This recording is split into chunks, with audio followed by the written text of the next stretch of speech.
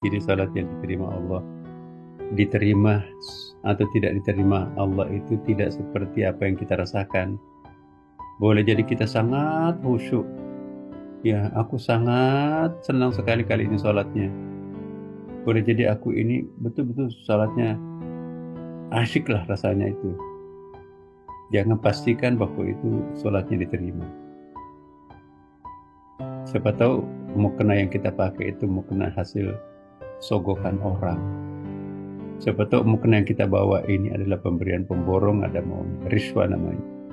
Siapa tahu makanan yang kita makan tadi itu adalah hasil curian. 40 hari, 40 malam salatnya orang tidak akan diterima kalau mengkonsumsi barang haram dalam tubuhnya. Hadis loh Bapak Ibu. Kalau ada uang korupsi yang masuk dalam perut kita, satu amplop 40 hari, 40 malam, sholat kita nggak diterima. Kalau tiap hari kita makan gaji buta, hitung aja. Apakah rasa asyik sholat itu menjadi petanda sholat kita dikabulkan? No. Allah yang tahu mana sholat yang diterima. Sebaliknya juga, rasanya kok ya Allah, aku belum menemukan dirimu. Ya Allah, aku masih gelisah. Ya Allah, perasaanku masih jauh karena aku ahlu dzunub, ahli dosa. Aku masih jauh denganmu. Boleh jadi itu justru salat yang diterima. Karena merasa rendah, merasa tidak pantas, merasa jauh, dan merasa tawadu, merasa takut terhadap Tuhan. Itu justru lebih bisa menjadi ciri-ciri salat yang diterima. Jadi ditolak atau diterimanya suatu ibadah itu tidak tergantung pada enaknya perasaan kita melakukan ibadah itu.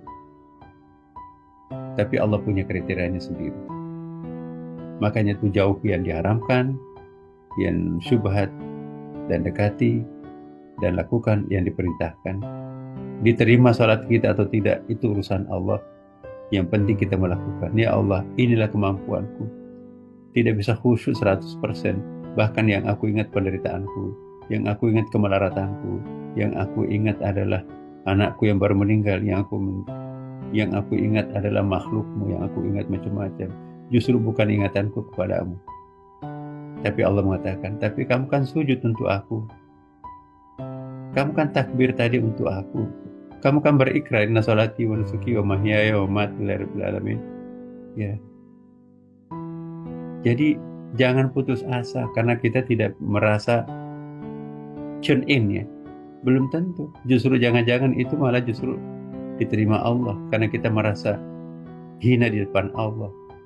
Lebih gampang menerima ibadahnya orang yang merasa hina di depan Allah daripada merasa sok cuci di hadapan. Kalian itu nggak ada, salat kalian nggak sah, salat kalian nggak batal, nggak benar tuh. Contoh salat yang benar akulah. Allah lebih senang mendengarkan hambanya yang tawadu daripada mendengarkan hambanya yang bangga, sekalipun itu ulama. Ada hadisnya Nabi kan, Allah lebih senang mendengarkan jeritan tobatnya para pendosa daripada gemuruh tasbihnya para ulama. Gemuruh tasbihnya ulama itu biasa, tapi jeritan tobatnya para pendosa itu yang luar biasa. Jadi lakukan semaksimal mungkin. Kalau kita hanya ingat separuh, kalau kita hanya 1% pada Allah, udah. Yang penting jangan putus sholatnya.